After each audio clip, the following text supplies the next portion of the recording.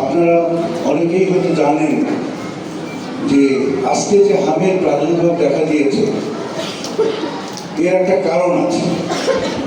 হাম rubella vaccine প্রতি 4 বছর পর পর এই ভ্যাকসিনটা দেওয়া হয়। আমাদের দেশের সর্বশেষ এই ভ্যাকসিনটা দেওয়া হয়েছিল 2020 সালের ডিসেম্বর, 2021 জানুয়ারি, এবং সেই হিসাবে আরেকটা রাউন্ড দেওয়ার কথা ছিল 2024 শেষে বা 2025 প্রথমে।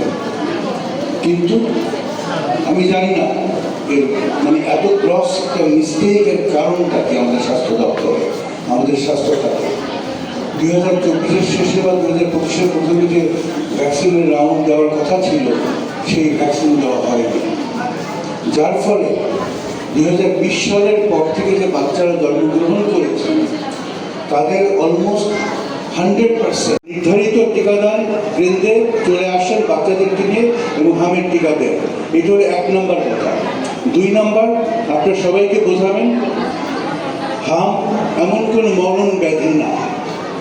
হামের লক্ষণ একটু লক্ষ্য করলেই বোঝা যাবে। একটা শিশুর জ্বর হবে, জ্বরটা আস্তে আস্তে বাড়বে, জ্বরের সাথে সাথে শিশুর হয়তো একটু সর্দির মতো নাক দিয়ে পানি পড়তে পারে এবং তার সাথে সাথে কিছু লাল র্যাশ তার মুখে প্রথমে, তারপরে বডি সব জায়গায় আস্তে আস্তে উঠতে পারে। এরকম যদি হয় শিশুটিকে ঘরের মধ্যেই একটু আইসোলেটেড রাখবেন, অন্য কোনো শিশুর সংস্পর্শে যাতে না আসে। শিশুকে অধিক পরিমাণে তরল জাতীয় খাবার খাওয়াবেন এবং লক্ষ্য রাখবেন যাতে শিশু জ্বর আরও বাড়তে না থাকে, অথবা শিশুর কোনো রকম শ্বাস কষ্ট বা বুক ওঠানামা না করে।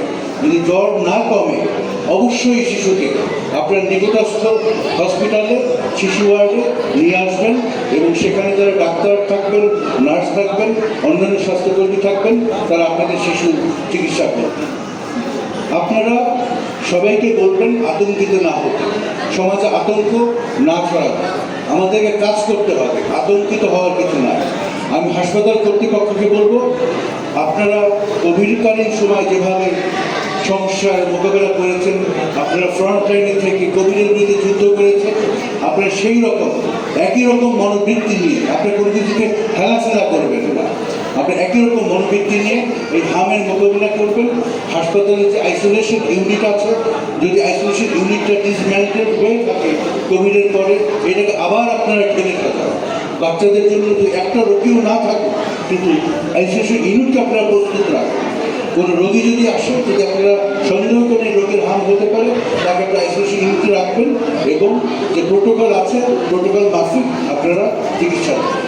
আমি আর কথা বাড়াবো না, আপনারা সবাই এই কর্মসূচিকে সামনে থেকে এগিয়ে নিয়ে যান। এই বলে আমি আজকে থেকে ঢাকা মেট্রোপলিটন যে আমাদের টাউন, আমাদের সিটি কর্পোরেশন মোহাম্মদপুর এরিয়াতে হামের টিকাদান কর্মসূচির শুভ উদ্বোধন ঘোষণা করলাম। আসসালামু আলাইকুম।